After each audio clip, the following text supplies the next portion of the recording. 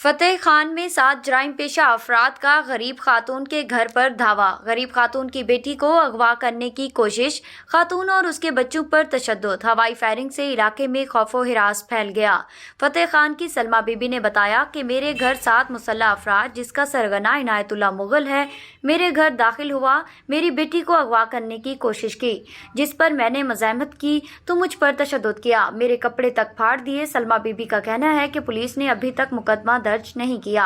Additional district and session जज तौसा ने 10 मार्च को SHO वहुआ को तलब कर लिया। मेरे घर आ पेठन अने तू लावनी शबीर हुआ सारे घर आ पेठन फिर कितने ने मेरे को मरेंदे कुटेंदे रह गए। मिनल जुल्म कितने ने कमीज पाड़ी ने वला मेरी बच्ची को चमड़ा पाए मैं छुड़वेंदी रह गया।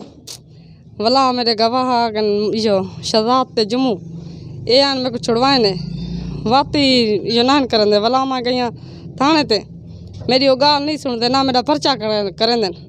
मैं औरत वधियाँ फिरदी दुरुकदी मेरी कोई नहीं सुनता।